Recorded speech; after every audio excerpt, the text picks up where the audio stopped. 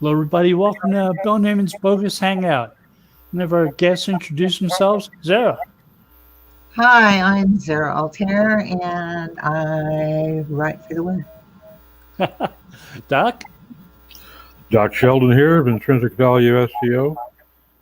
Steve. Steve Grinter with Deep SEO Conference. Terry. Terry van Horne, SEO Pros. And I'm Bill Slosky of SEO by the Sea, and I'm the Director of SEO Research for Go Fish Digital, and we're getting a loop. Anybody have YouTube open in the background?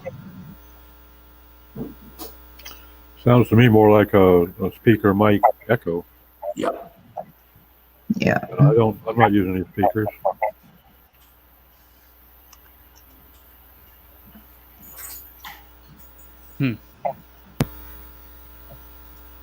I wonder if it's me. Maybe I should put on my earphones.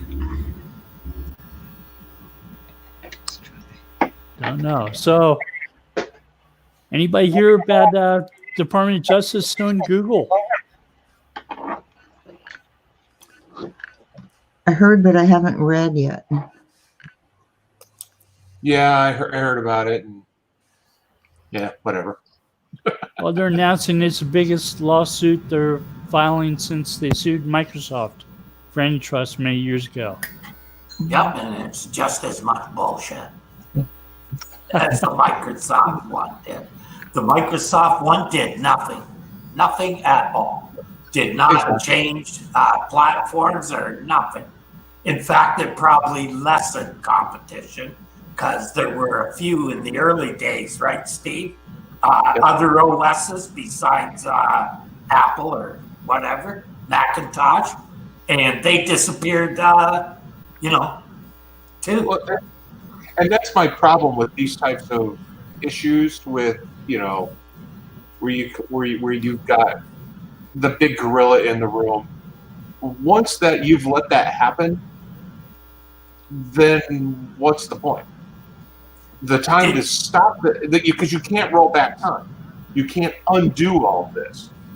So the issue should be addressed far earlier than where it is now. I mean, if they had taken a look at Google the moment they started running ads on the search results and said, look, you in your own paperwork said that this was a conflict of interest when you guys wrote your first paper on this. You have got to split this out. We don't care if you run ads as one company and search as another company, but that needs to be two different companies. Well, Google took their business model from Yahoo. Yes, they did. Yahoo did what they were supposed to do. They sued Google. Yep. And Google had to pay them by giving them part of Yahoo.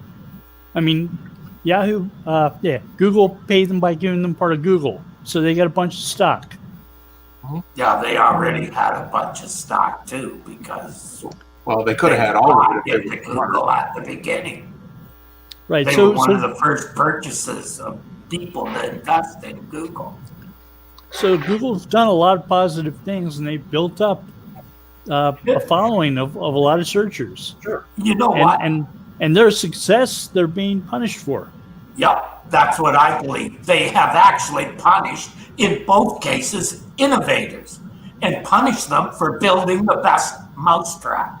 They didn't get a monopoly because someone gave it to them. They earned it the way all businesses should earn a monopoly if they get one, by providing the best service. What they do with that service after, that's their business. I mean, they're paying Apple billions of dollars a year to be their search provider, and that's sort of how it should be. Sure. Why should they use it for nothing? They're making billions. As they say, the rich get richer. That's just the way she goes, boys. And they're paying Mozilla lots of money to be the default search on the browser. And they should pay. The issue for me isn't, I don't even mind them being the monopoly in search or whatever. My issue is the same issue I had with Microsoft, is that they use their bank account as a big fucking club to smash other companies or absorb companies that don't necessarily want to get absorbed in the process. You look at what was that? Was it Double Stack or way back in the Microsoft days when they had Double hard click. drive compression? They had no. This was with their hard drive compression routine, and the company was like working with Microsoft, saying, we want to license this technology to you. Love it. Microsoft rolled it into their OS and said, no, we don't want to license it. We want to just buy it outright. It's like, well, that's not the deal. We want to license it just like you license your software to everybody else. And Microsoft said, sue us. We've already got your code. But that also wasn't really why Microsoft was being hassled by the DOJ. No, it's not. But using their size to get shelf space on the stores and pushing other ones out. Right. But there's just a lot of examples where the companies with the most money use that money in an anti-competitive way. That's capitalism. That's how it works. I'm sorry. I'm never going to, The older I get, the less I like that type of cut-through capitalism. If we're going to be cutthroat capitalists like that, then we're going to have to allow a lot of things that we don't allow now. If we don't socially evolve, then what's the fucking point? I devolved. Well, when I was younger, I was a real, I was almost like a communist. No one should be making money. And then I got older and realized that, hey, it doesn't work that way. And I was just the opposite. When I was younger, I'd cut your throat for a penny. Yeah, I know that.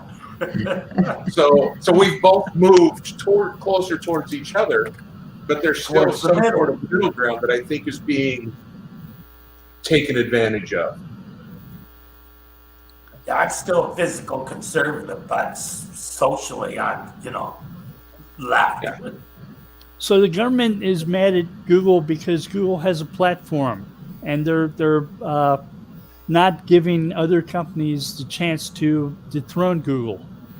They're not making it easy to become the default provider of search on services that are available through something like Android. Yeah,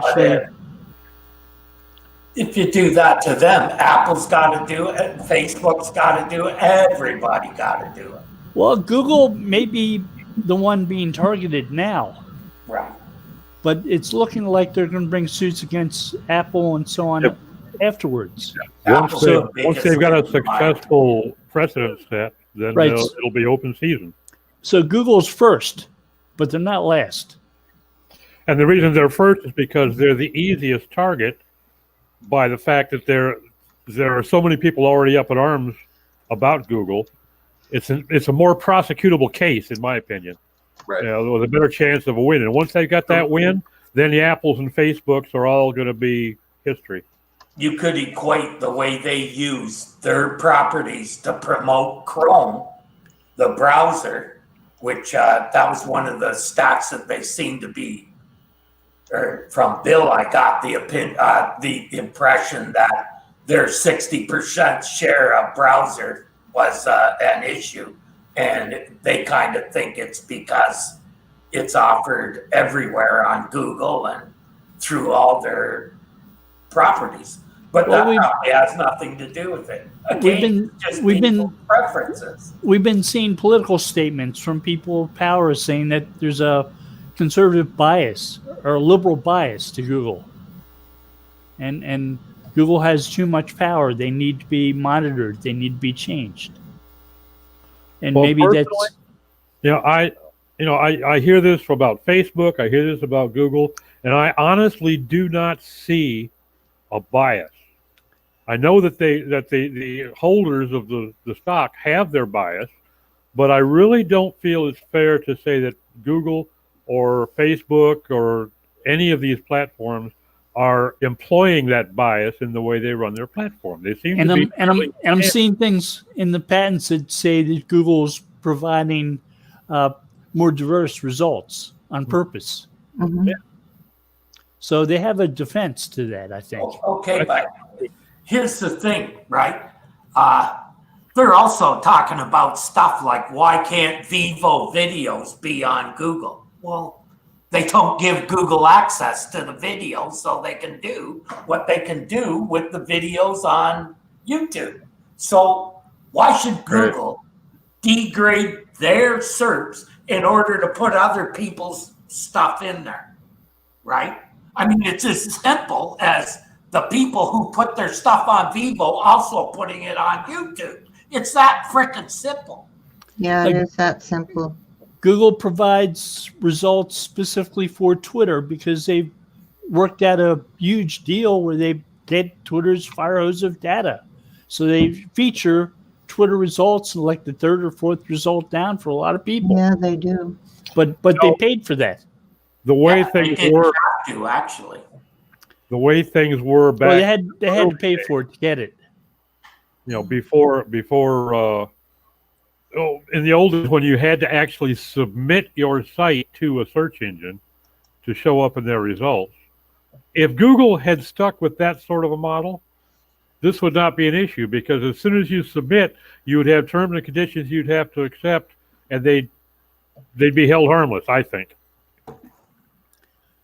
Ad placement notwithstanding, all of that could have been handled in their terms of service, and if you accept these terms of service to be submitted, then you buy into it, and there'd be no legitimate complaint against them. But they wouldn't have grown as much or as fast. They wouldn't have the massive index that they have, so it would have slowed their growth tremendously. You mean like my theory that they should have always been opt-in instead of opt-out? Yeah, there you go. Radical concept, eh? I have no problem. Yeah, it's amazing how search engines and certain other companies are allowed to be. Oh, if you want to not be included, you have to add this special code to your website, and otherwise, we're just going to take your stuff anyway. Then the alternative is that I have to go and tell them that I want them to do it. Do I have to do that on every page? Because I'd rather just go once to my robots text than do it once. So the web made laws that were applicable to the physical world different. And in some cases where there have been cases people hacking computers and stuff like that, they applied physical laws of trespass against the hackers. Or they tried to use analogies to do that. And it didn't necessarily always work out easily or well. But sometimes it did. And they've been having to apply laws by analogy to the web to get them to fit. And you get a Google who sometimes like using the phrase, it's better to ask for forgiveness than permission. Mm. Right on.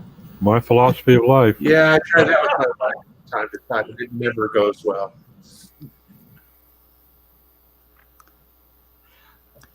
I mean, you have the government sometimes trying to legislate what goes on the web and failing miserably because you see hearings where they talk about the internet and they're talking about tubes and things like that, and they've got no really good idea of how the web works. No, they don't. That's the Yeah. issue. When they try to do it, they don't know how things work. And we can't dispute the fact that this probably come from the idiot at the top. The problem existed long before that idiot. Oh, no. It's happening now because of the idiot at the top. And it's like the idea that people get promoted to the point where they're completely inadequate in the position they're in. That happens a lot, right? The Peter Principle. You get promoted to the point where you're basically no good at what you do, and that's you get at the top. People, so I would agree with that one.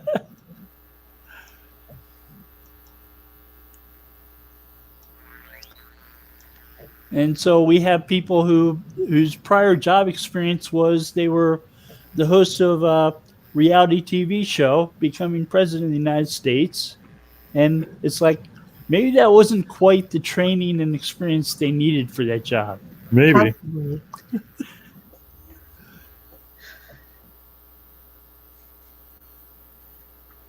But as long as they get the ratings, I guess it's okay, huh? I think this thing, to your point, Terry, this hunt for Google right now, it may just be one of what is probably going to be several pre-November 3rd distractions. Facebook will be next. Facebook Google will is a big enough target that's going to be a major distraction. Oh, no, there's a real issue there with the way they deal with misinformation that's being posted, basically fake news. Definitely an issue. But is it really the search engine's responsibility to vet? It's Facebook's. But I think attacking Apple next is probably what's going to happen. It'll be more of a distraction. Yep. Anything that distracts the public away from the election is going to be considered a plus by his team. And I just don't feel like it's realistic to say that a search engine, who by definition is supposed to look at the internet, find everything that's out there that applies to your search query, and let you select from it, why should they have to vet the reliability of the information? I think they've screwed themselves to a degree by accepting much more responsibility than a search engine realistically should have on them. Facebook is different. It's not a search engine. Right. Exactly. Yeah. As a social media platform, plays under different rules, and and I don't have a problem with Google showing little pop-ups that say this comes here's some conflicting information where Snopes has debunked this, that sort of thing. But the thing is, they took this burden on to become more than a search engine. Now they've become a publisher of stolen material, basically, by having accepted that onus. So that was idiotic, in my opinion. Well, the Department of Justice is also going after the Communications Decency Act and Section 230 of that, which is the one that shields social network sites from user-generated content and things that people like tweeting at 3 o'clock in the morning in all caps might say. So who would do that? I don't the know. idiot doing that, don't we? Yeah, but there's a difference between Google as a search engine and everything else that it does and a social platform. Also, you got to look at the way data is looked at on a social platform, and it's all there. Someone can actually see everything and review it, whereas Google's indexing and all that stuff never touches a human. Whereas it's very simple for Facebook is definitely doing that all the time, or they wouldn't be fake news they are. But with Facebook, if they didn't have UGC, they wouldn't exist. Every once in a while, we have a government saying Google's got to turn their algorithm over to us so we can see what they're doing. Like any of them would know what the algorithm is. Right. India does that to many companies. It's well-known fact. China, same deal. And I think that is bullshit. Of course it is. They just want it so they don't have to steal it. If you're going to get it, sometimes they just have to steal it.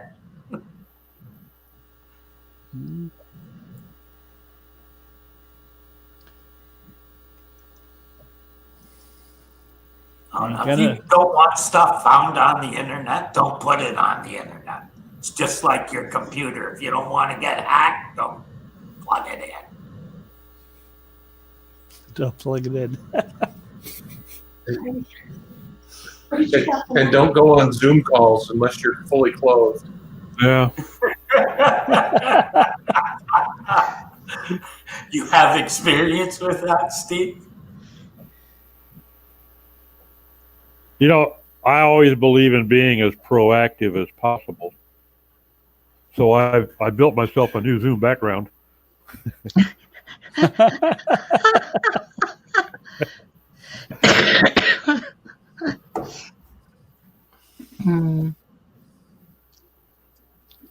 Yeah. It's like everything else in the world.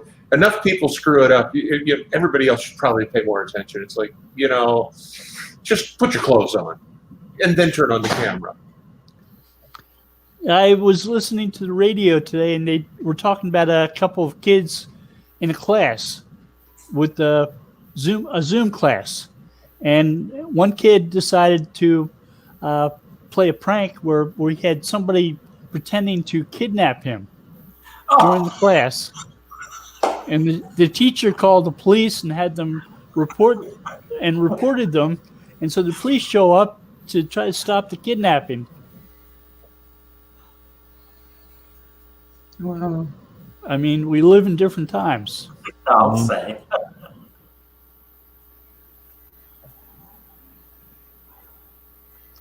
Well, then there was another instance here not too long ago where the homeschool kid, not homeschool, but the isolated at-home classes with the teacher.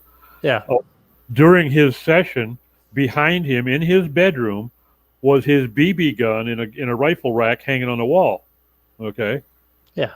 So they called the cops. They wanted to expel the kid. They got child services involved with the parents.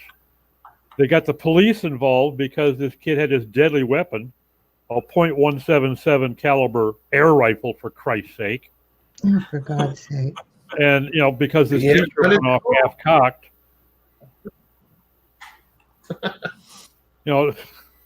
We've got all this wonderful technology at our fingertips, which obviously has resulted in us no longer using our brains for anything but a hat rack. Agreed.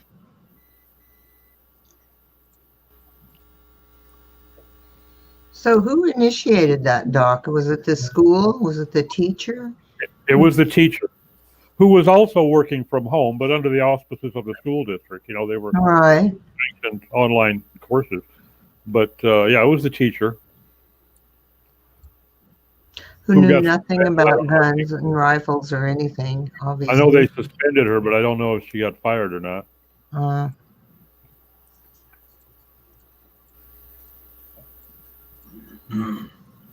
But the cops showed up, and CPS showed up. But the cops showed up. They didn't really have a choice. The way the laws in the states are written around certain things, when the safety of a child is called into question, they don't have a choice. They got to respond. Just like on a domestic call, most districts, when they get a domestic violence call, they show up at the home. They got to arrest somebody because they have to separate them. Because if they don't, and it escalates further, somebody gets hurt, now the department's on the hook for having had an opportunity to stop it and not doing so. Well, when CPS is involved, it's a mandatory. They take the kid. If there's any question there may be a safety issue, remove the child from the environment. So that cops showed up, CPS took the kid. Cops took the computer, cops took the air rifle, and almost took the father into custody, who drove up to the house as the cops were showing up. He wasn't even there during the damn thing. This poor schmuck has no clue what's going on. Oh, my God. It was just a Chinese fire drill, because somebody didn't know what an air rifle looks like and assumed it must be an assault rifle. Good Lord. Mm-hmm. And like you say, these are different times, and all this different technology has created new problems that nobody ever thought about, and nobody has a clue what to do about. Okay, so a quick aside. Did any of you watch Search On 2020 this year? No.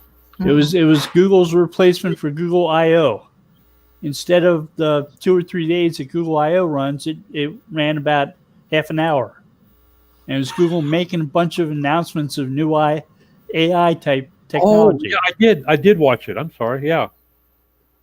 So one of them was Google saying that they're going to index passages and they meant they were going to rank passages. Right. That was But very they- confusing. I mean, they're already indexing pages that have textual passages on them, and that's what they meant. We're What we going meant to say. we're going to rank passages from websites that have answers to questions. that answer specific questions. We've been doing it Yeah, already with so featured snippets, which I they think didn't that's say. kind of cool. I mean, I read about it, and it's not happening yet. It's coming soon to a search It's engine been near happening you. for a long time. It's But just I think Zara, I getting think it's been happening. yeah, For some time. Do you remember when Rank Brain came out and they made a big announcement? Well, we got to tell you about this new thing we're doing. It's incredible. It's like the third most important ranking factor yes, I do remember that. that Google has, and we've been using it for the last year or so. They do that so we can't figure out exactly what went on. 'Cause if we- Right. So this to me is like an augmentation of Rank Brain. Yeah. So there are like 5 patents that have the word answer passages in their titles. So they talk about how Google might rank passages. And I've been writing about those. So when I saw that, I said, that's what I've been writing about. That's nothing new. It really looks like they're already using it. if I thought back to Rank Brain and said, yeah, it's quite likely they are. Oh, you talked to them?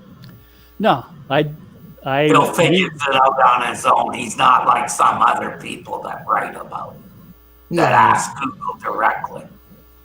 So if Google comes out with something completely new and different looking in a month, I'll be surprised. But thinking back to what they did with Rank Brain, they were already using it and said, we're using this now. I sort of expect the same thing. Also, it plays into, what's the end run? Just show passages in the search. That's it. Right. They aren't going to send people to pages as much because you don't really need to. So one of the early versions of HTML was the Xanadu project by Ted Nelson, where he was pasting passages from pages on pages that were conglomerations of all these passages on different topics. And that's what we could have had as HTML if people followed his lead. But the W3C did something different. Mm-hmm. But Oh, it reminds me of this. Yeah, they're talking about passages same way. In a way, an anchored text, an anchored link, right? It's kind of like a link to a passage.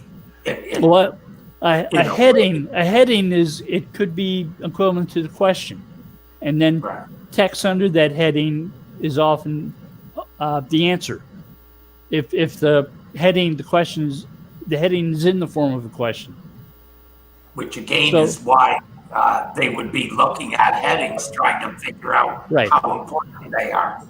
So a heading is equivalent to a named anchor, an anchor on the same page as the content it links to. It acts Well, we'd as say something similar to having a fact page, where if your Right. fact question that's on your page shows up in the search query, then a lot of times your answer is going to show up on the SERP. right. So it's equivalent to Cindy Crumb's Fraggles, Mm-hmm. if you're familiar with those. And she wrote about those like 3 or 4 years ago. So Mm-hmm. she was maybe a little bit ahead of us, but notice Google's doing that. And sometimes you write that anchor text link. If you write an article that's long enough so that you decide you need internal links on your page about it, and you write those in forms of questions with the answers at the other end of the link, you sometimes see those as featured snippets. And it does happen. One of the techniques we used in the early days was if you were in one article use that kind of a link to a specific area of another page on your website. Related information, right? Make it real. And I remember someone pointing that out years ago. Bruce Clay was doing something around where someone found a anchored link that he was using to a passage, and Google was ranking the passage. Or, well, back then it would have been a paragraph, not a passage, but you know what I mean. So it's not a new concept. So with this, do you think that it's just how do I say this? Making the label public, passage as a label? I don't see a lot of difference from that and featured snippets that are long answers to questions. Yeah, I don't either, but that's what I'm saying. It feels like all that's happening is they're saying, we're calling these passages now. You know, it's a well, they were calling them in passages in those 5 patents I told you about. So you can also look at it like when they index a page, they're actually sectioning it into these passages, and some of them they keep. Some of them, they just go, don't need this. This is all malarkey. Don't need it. Which is sort of what you do with headings and main headings and stuff like that anyway. Right.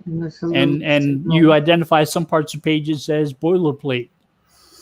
Well, conceptually, when we build a website, we'll put things in different containers on a page. Yeah. Mm-hmm. Why could Google not simply look at all of the pages and say, you know what?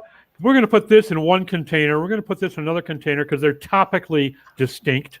So now they have invented 2 containerized passages. So Microsoft's been calling that block level stuff, like block level PageRank or block level content indexing.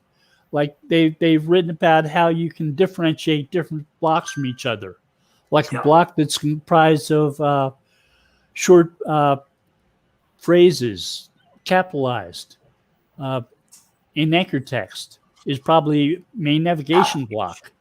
Yeah. They were kind of segmenting pages using the same kind of techniques. Yeah. That's what I believe Dave used to call it, was page segmentation. Right. And so you have a page that's like a newspaper article or newspaper page where it's got 5 or 6 stories, and you individually rank each of those stories. You give them different levels of page rank.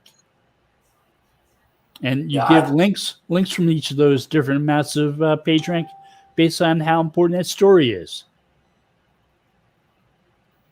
I've been looking at some of the schema for a web page too, and I think some of that could come into play as far as the way it shows the structure on a website is exactly like that.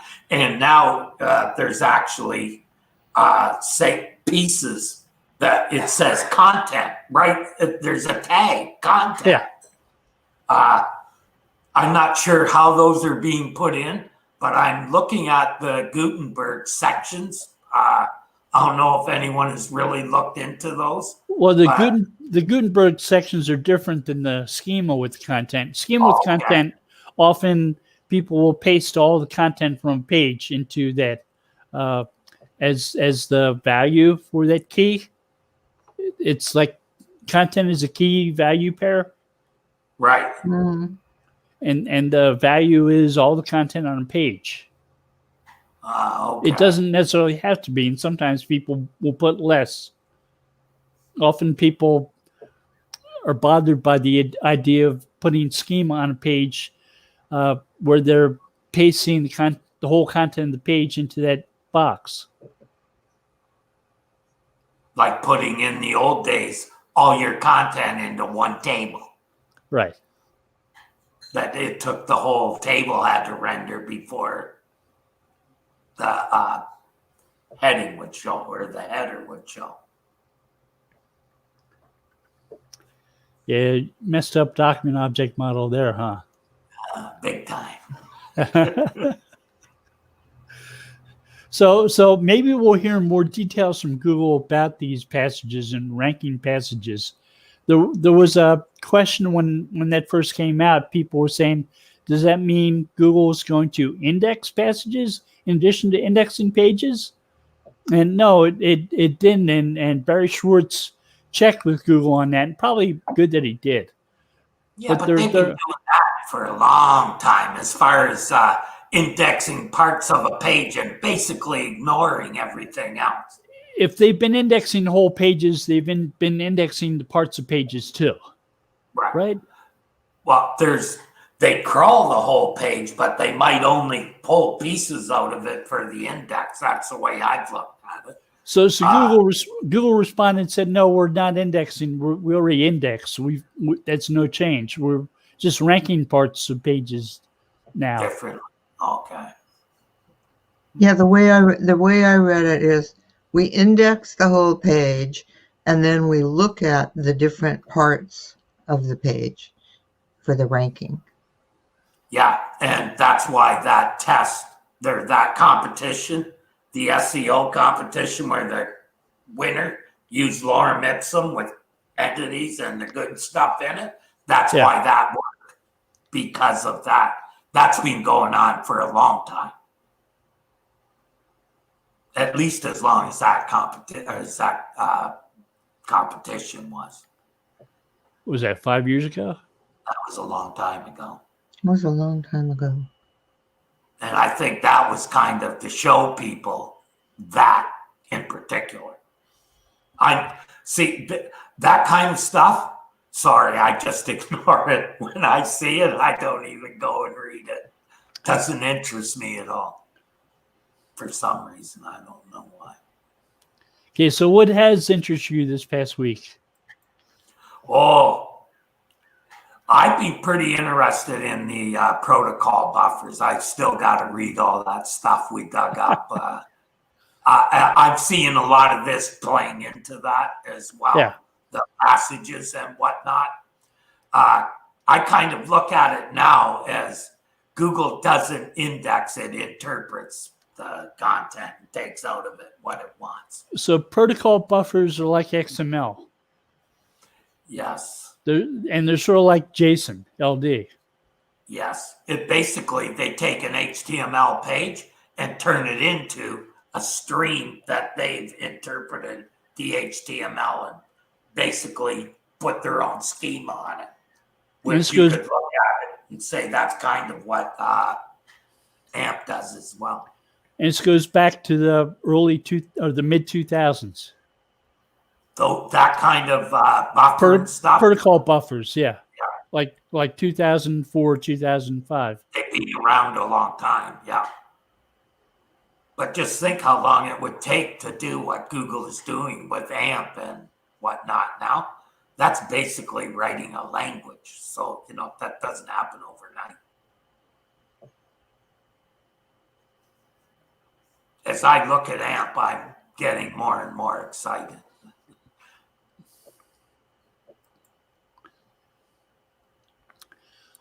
No tubing. Pardon me? No tubing.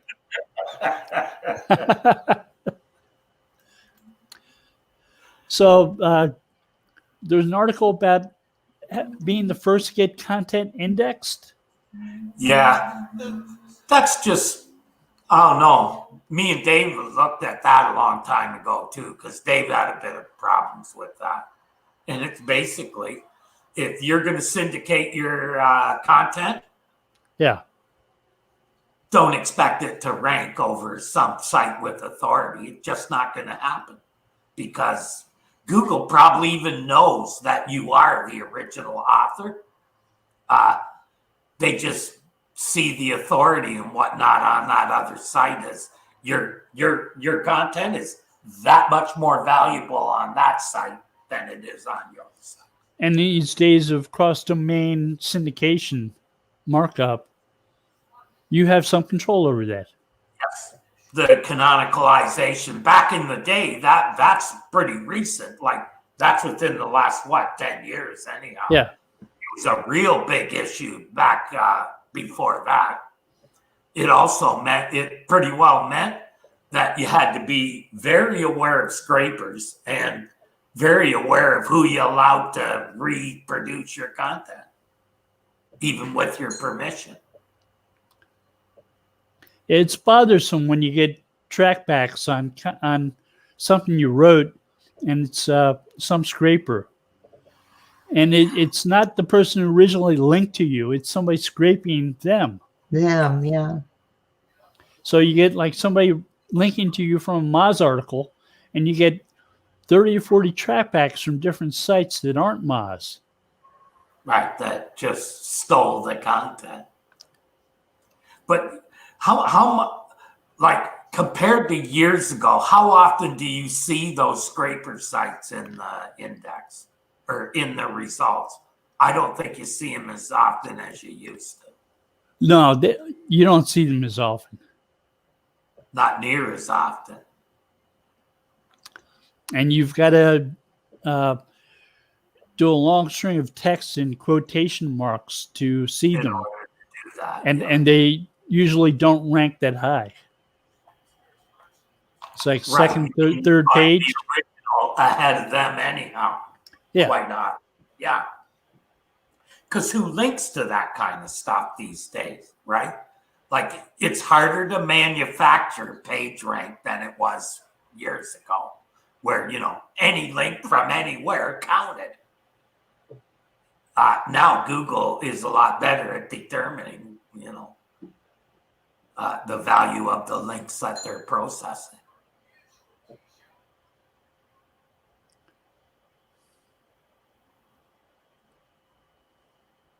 Hard to say how much they can determine who the actual original author is of content.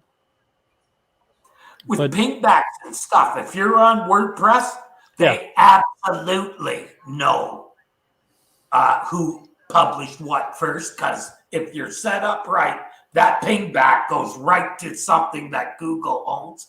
I think it's called Hubbub Pub or some nonsense. Pub sub, yeah. But the place I mean, right? So that ping alone tells them this guy did this first. Okay, where that fails is when I get those links from somebody from Moz, and somebody scrapes Moz, and I get trackbacks from them, but not from the original Moz article. Oh, okay.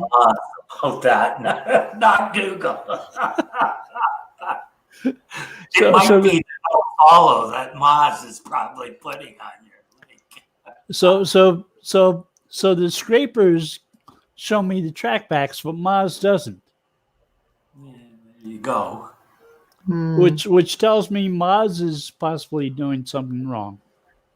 They're hiding your link using no follow. I'll bet you that would be someone's MO. Not to name any names.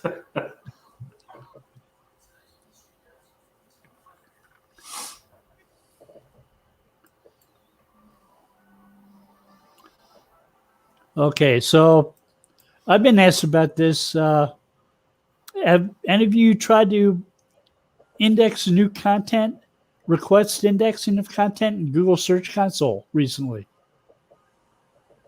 Mm-mm. There's a message in there that says this feature is disabled for now. Yeah, I think it's also disabled, they said, in the URL inspection tool, which that's a real bad thing, because that means any changes you made aren't really reflected in what they're looking at when they inspect your URL. Well, they're just looking at Google has said that they're working on the tool, that they're making changes to the infrastructure of Google, and the tool doesn't work right now. They've disabled it. It's all related to the issues. They're still doing indexing. Just not very well, or handling canonicalization very well. The list goes on and on and on, Bill. I mean, that's why I think they haven't done a real core update? Because the thing isn't stable right now. Well, they've mostly solved the problems with canonicalization recently. Yeah, I saw that in one article, and then the day before, the same guy had said they still were working on canonicalization.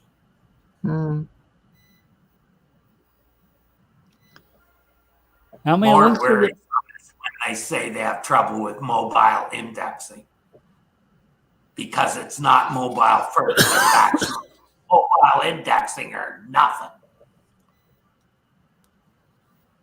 We're not supposed to reach the point of complete mobile indexing until February 21st of next year. Tell that to all my old HTML sites, Bill.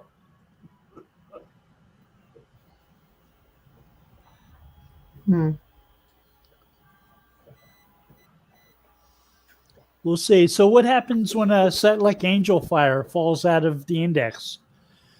Does that Good cause thing. problems with links? Guys, I have to cut out early today, and I'll see you next week. Well, thank you, Ciao. Zara. See ya. Bye now. Bye, Bye. Sarah. Angel Fire. Take Is that Black Hat forum?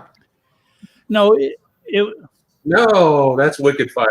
Angel Fire was that old free website thing. I just didn't know which one. it was sort of like WordPress.com. It was you get your own subdomain, and you create your own little hobby site. And they had many thousands of hobby sites. Yep. I had a lot of friends on there. I'm shocked at how poor Google Search Console is at reporting links. I wish I wasn't shocked, but I am. I mean, because I was doing profile research on a client, and I'm finding, in Search Console, they're showing links. And you go to that website, and the website's gone. And you go back to the Wayback Machine, and that website's been gone for 2 years. Yet that link is still showing up in the Search Console. It's like, it makes me wonder just how much Google is actually crawling and refreshing their index once you get below page 5. I think it's more about they never remove anything from the graph. But why would you show this to me in the Search Console as a link that I've got Understood. from a website that simply doesn't exist? Right, it's not doing anything for you. Just taking another place in the 2000 that you can see. Yeah, it's exactly it. It's more dirty data that you spend far too much time trying to clean up than is necessary when you know they have the data. Yeah, but it's not to their advantage to share it with us. Christ, they've got pages Back to the monopoly. listed for SEO pros that haven't been up for 15 years. They still have them listed in their index. I can show, I know the pages. I mean, this one page in particular, the person wasn't even a member for a full year. Yet the page is still in the index. And that particular version of the page is not been around for 15 years. I remember when we 301 redirected a client's page, one page for a client, and the client kept on telling us that it was still showing up in Google's index after like a year, demanding that we fix it. You know what that usually means? There's other links to that page, and that's why they don't want to do that, because it leaves a dangling nodes on their system.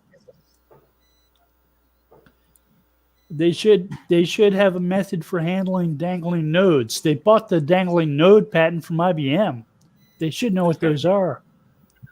They should use it, right, Bill? Yeah. There are ways to estimate page rank based on that patent. And that's the other thing that messes with page rank in general when that happens. Yeah.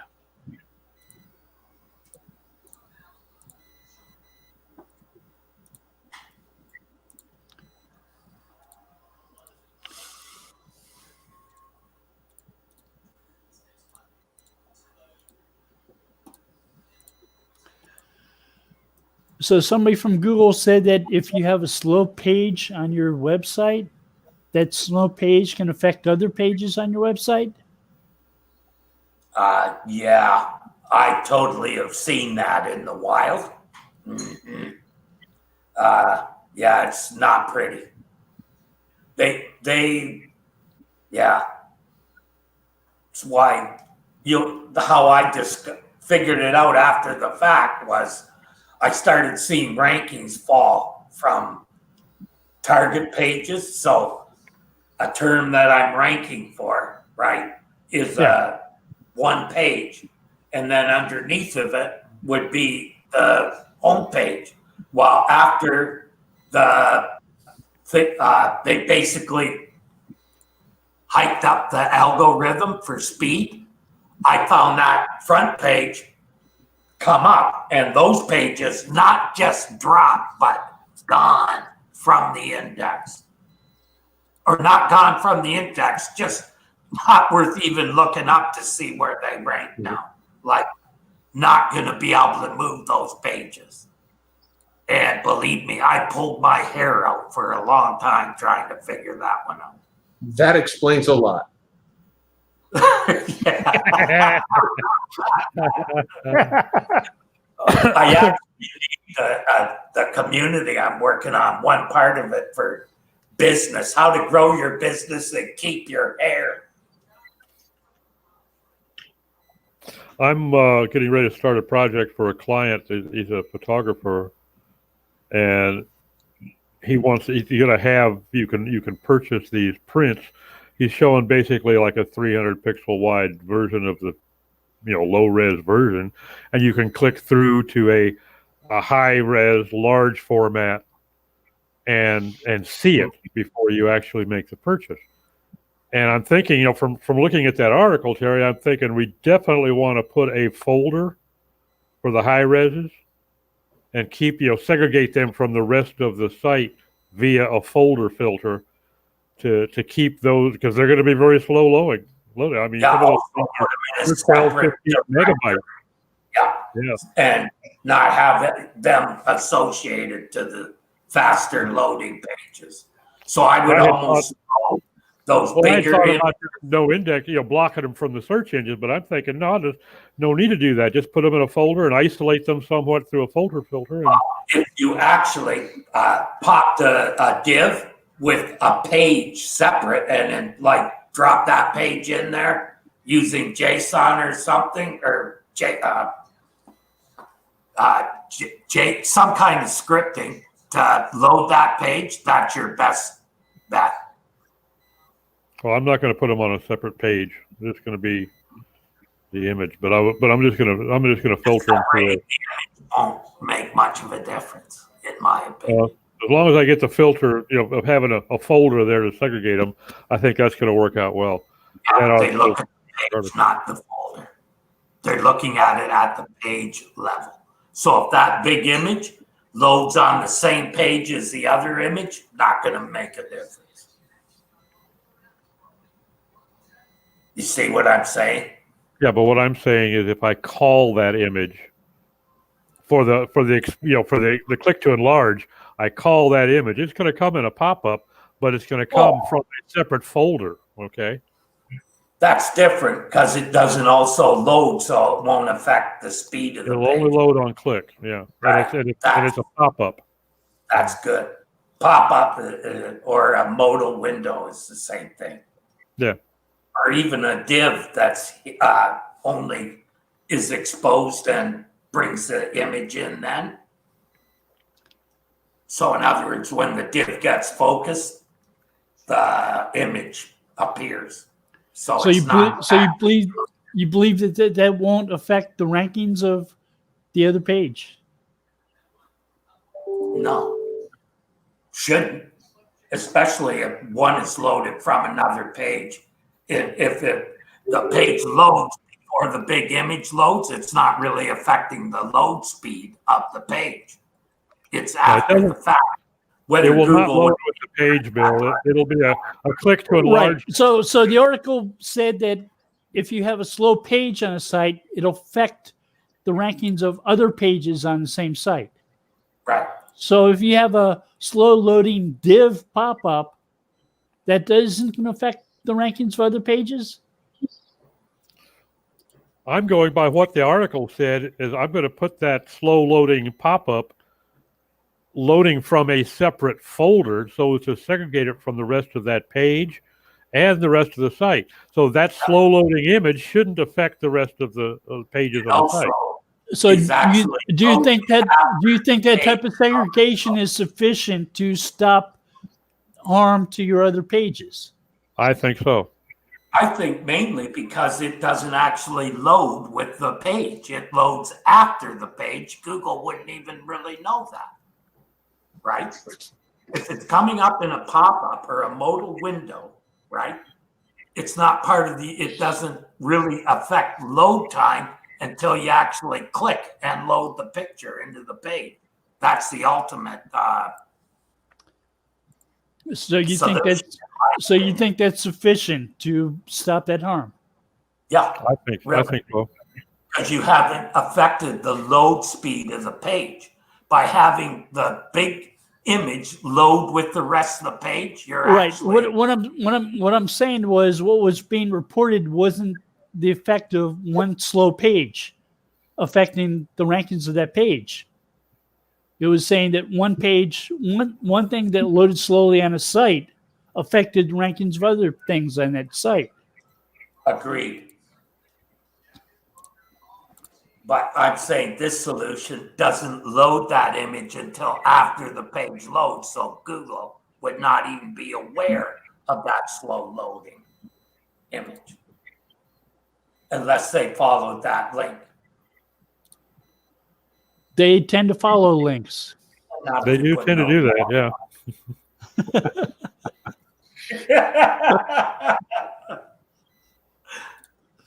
I going by what the article says, I think that clicking through to enlarge that image. So you see this is a folder condom. Basically, yeah. Here's the thing, though. They look at all the pages, right? They look at a site quality score and a page quality score, right? No matter what, if you have slow loading stuff that they can identify, that's going to affect your overall site, no matter what you do. Maybe. By clicking it after the fact, that's what eliminates Google finding a slow Well, I would loading. certainly agree with that last month, Terry. Whether that's still the case based upon what that article's talking about or what John said, I don't know that I still agree with that. I think it would make perfect sense for it to go this way, that putting things in a folder would protect you from letting it influence the rankings of the rest of the pages on the site.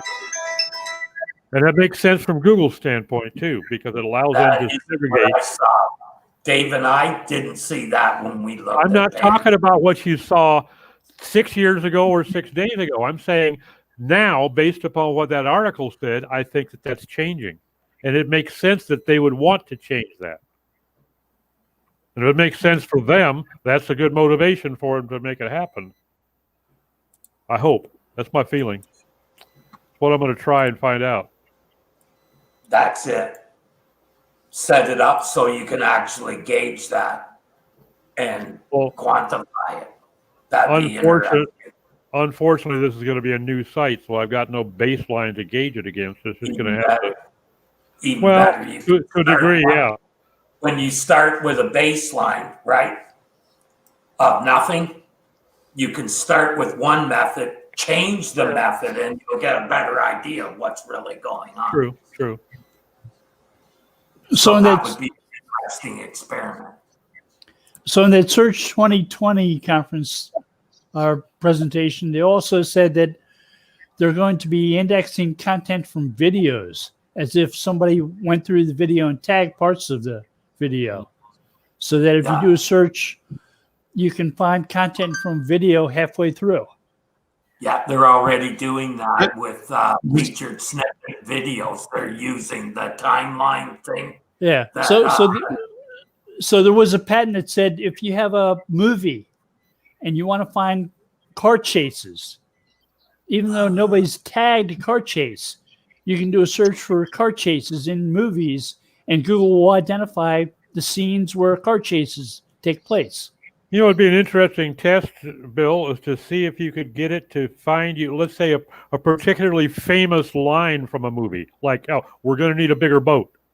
Yeah. And see if it would actually show you the video and show you the timeline point for that quote.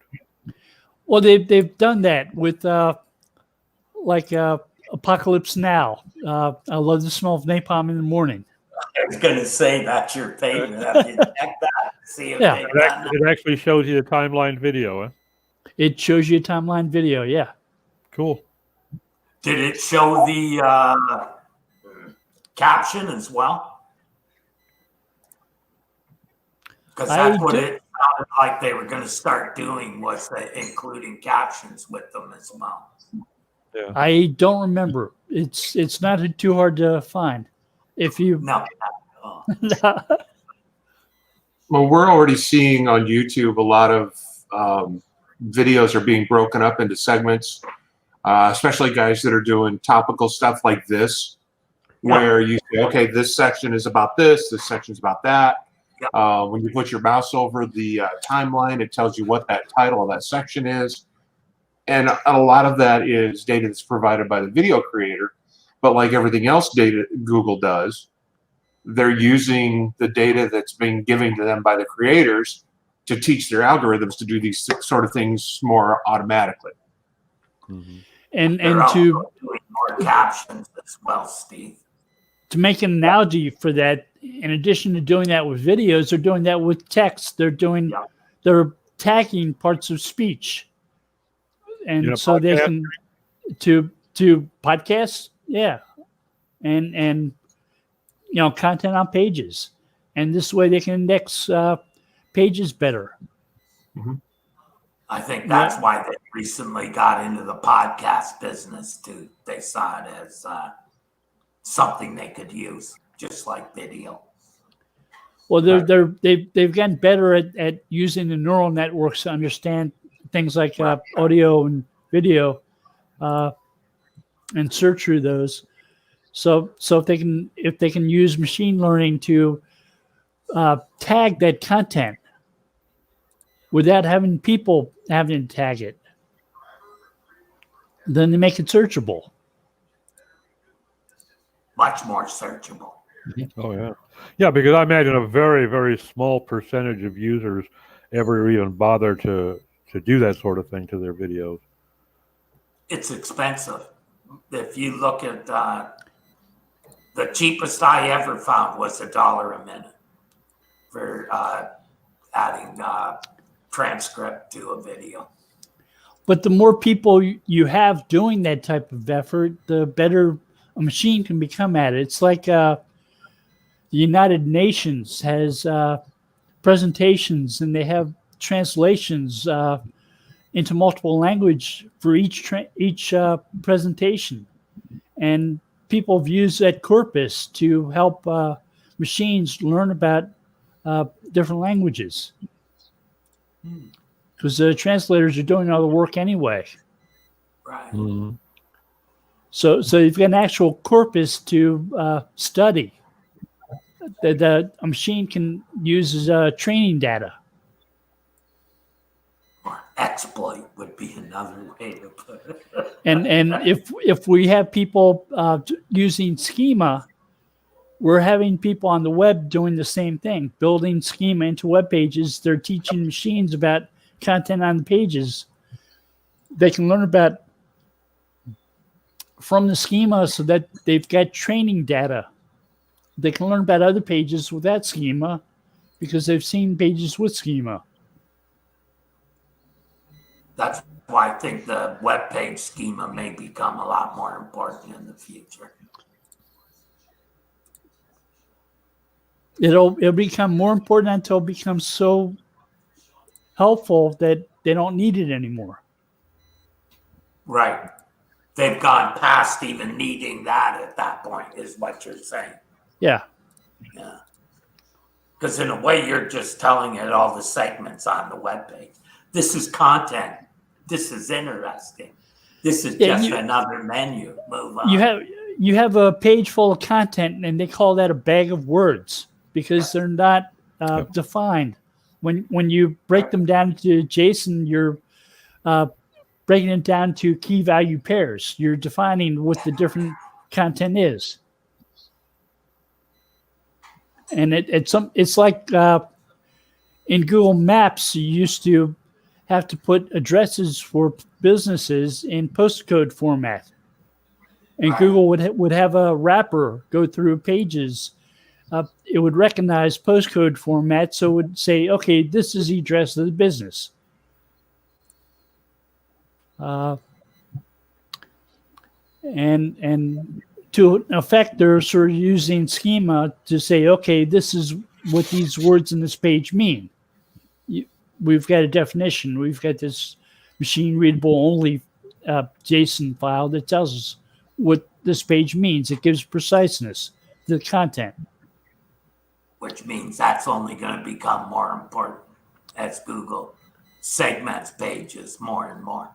It also means that your content that's got that JSON is more searchable because Google can understand the content better because you've defined what you mean with all those words on the page. So that could be how the about and whatnot schema help it understand what a page is about. Right. So you've got a main entity of page. Right. Right. So this is what this page is about. This is the main entity. This is the most important thing in this page. On the page that this page is about. And then it links the associations together and understands better what your page is about. Right. I like to say it lessens the confusion. It organizes the bag of words. It organizes a bag of words, right. Mm-hmm. And we're at that point where we've hit the top of the hour and gone past it. Yeah, today we could have spoke for a couple hours, I'm pretty sure. I think so too. We didn't even cover even a quarter of the news we had. It's a big news week. Yeah, lots of announcements about changes in search. That's if you look at what we've talked about for the last 3 weeks, a large portion of it is changes to how search are going to be displayed. I think it's ongoing and only going to get more complex. Unless the Department of Justice breaks up Google, then we're really... How do you break it up, though? I mean, what good are ads if they're not with the search? Well, the most likely thing that I could see them doing if they actually force action would be to force them to separate paid from organic. Get rid of the ads, separate that. But what do you really accomplish? They're already documenting every cent that's transferred between divisions. They just have to change divisions to companies. They can do the same thing. They've got to make it easier to change the default search on different applications like browsers.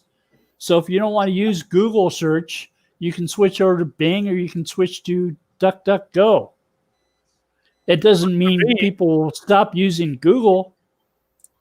To me, that is a function of if Firefox doesn't allow me to select between 3 or 4 browsers, that's Mozilla doing that to me. That's not Google.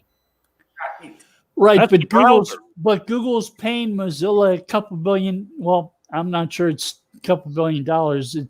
I know they're paying Apple more than I'm making anyway. Yeah. Doing the same thing Microsoft did. They're paying for shelf space.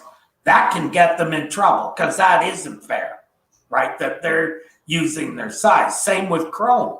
Like, try and go to a Google property and avoid an ad that doesn't tell you to download Chrome. Well, Microsoft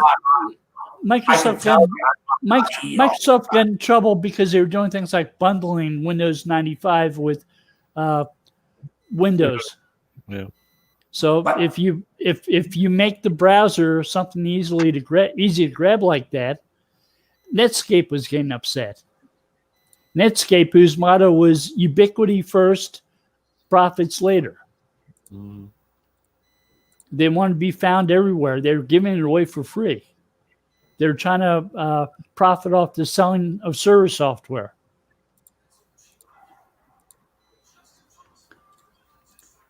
So the company that was giving their browser away for free was getting upset because Windows was giving their browser away for free too. But it was tied to Windows. Yeah. And Windows didn't really start to win until they had a better browser. The document object model back then, Microsoft by far the best. And that browser was meant to run on Windows, i.e. it was enhanced for it to run on Windows, which again, makes sense. Sure. I still use it today. I still have version 11. And we've got Microsoft grabbing parts of Chrome to base their browser on now. Mm-hmm. They're all, So none of them are making money on that. They're all stealing one another's ideas. What the heck? And, who cares about something that basically they're giving away anyhow? It's not like they're charging for Chrome or saying you can't search Google unless you have Chrome. like Safari does Yeah. with Apple. I would say like Apple does. Yeah, like that. Yeah, that's different. Again, that's typical Apple. Yeah. Like we make everything proprietary and you got to buy it and you got to have it. You can't use anything. Are you optimizing for Apple search? Well, how do you do that? Well, you get a Chromebook or you get a MacBook and you do searches on that. And that's how you get access to search on Apple. Right. Yeah, but not just any company will let you pay $90 for a charging cable. Right.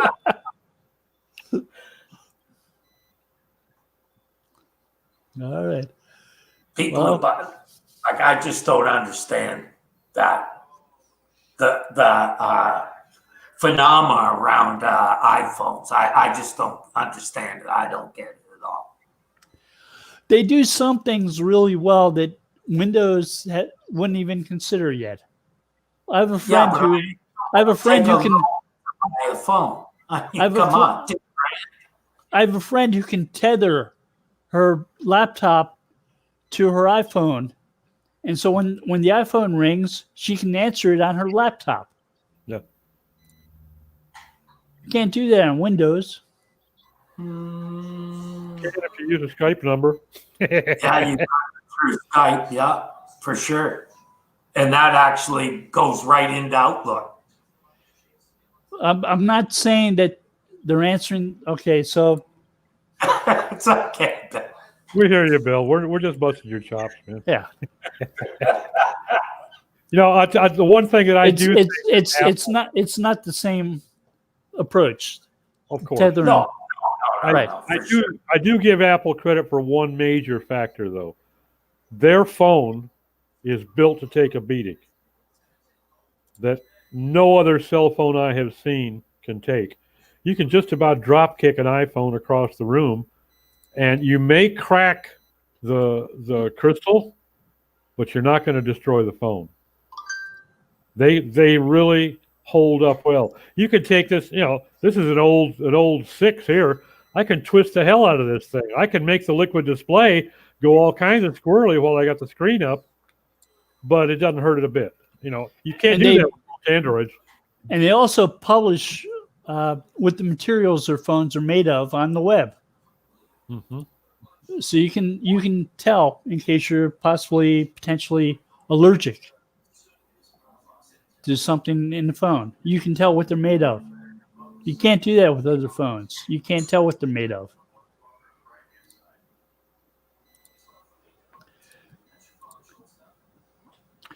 Well, we're past the hour again. So thank you, everybody, for joining us. And take care now. Everybody. Don't forget to sign up for